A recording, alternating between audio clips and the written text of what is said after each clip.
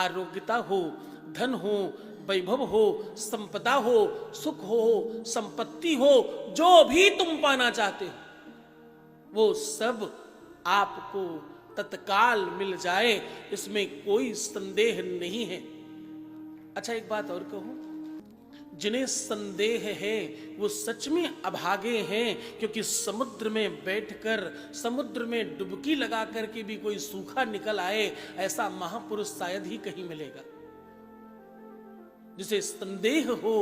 देवादिदेव महादेव के चरणों में बैठकर, उनकी गोदी और उनकी सन्निधि में बैठकर शिव महापुराण सुनने का अवसर मिल रहा हो, उसमें भी अगर संदेह बन जाए, उसमें भी हम अगल बगल वाले को कुछ न कुछ इशारे करते रह जाएं और हमारा पूरा का पूरा ध्यान इस बातचीत में हो कि देखो मैंने ऐसा कहा था ना, तो आप सत्य मानना कि अभी शिव महापुराण तुम तक नहीं पहुंची। तुम यहां गुम हो जाओ, तुम यहां बैठे बैठे ध्यानस्थ हो जाओ, तुम यहां बैठे बैठे देवादिदेव महादेव के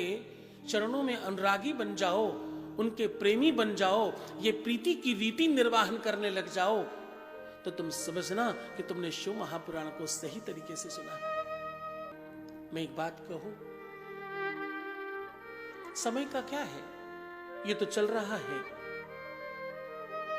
आप सबने कभी जन्म लिया, जन्म लेकर धीरे धीरे धीरे धीरे बड़े हो रहे हैं, बड़े होकर बूढ़े होंगे, और बूढ़े होने के बाद हम सबको इस सत्य का भान है,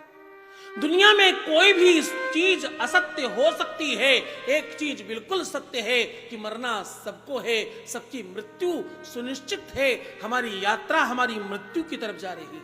अब मृत्यु अगर उद्देश्य पूर्ण हो जाए, मृत्यु, एक और बात कहूं, अगर दुनिया में कहीं मोक्ष होता होगा, अगर दुनिया में कहीं कोई सद्गति होती होगी, अगर दुनिया में कोई वैकुंठ या शिवलोक होगा कहीं, तो तुम्हारे जिंदा में प्रयास करने के बाद ही तुम्हें दिखेगा, अन्यथा दिख सकता नहीं, चाहे आप कुछ भी कर लें। बिना जले ना कोई चीज राख होती है, और ना बिना जले कोई अनुभव मिलता है। जो जला नहीं है उसे अनुभव नहीं हो सकता कि जलने में क्या क्या क्या आभास होता है, उसके लिए जलना पड़ता है। अगर तुमने अभी भी प्रयास नहीं किया, जरा उदारता देखो, तुम्हारे वो सब्जी भाजी वाले पैसे 200-500 रुपए लेकर के भी आचार्य जी उच्चारण करते हैं कि इन्होंने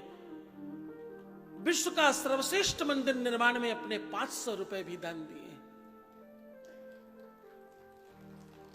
उतनी ही उदारता तुम्हारी तरफ से भी हो तो यह और आनंददायक होगा। मैं एक बात कहूं, ज्यादातर लोगों का ध्यान इस कोने में या उस कोने में जाता है, पीछे से कौन आ रहा है, आगे से कौन जा रहा है, कौन निकल रहा है और कौन बैठ रहा है। अरे महापुरुषों, भगवान शिव पर कृपा करो थोड़ी, तुम भगवान शंकर के नाम पर हो, तुम्हारा सारा का सारा ध्यान पीछे होना चाहिए, देवादिदेव महादेव के चरणों में होना चाहिए, कुछ और नहीं दिखाई पड़ना चाहिए।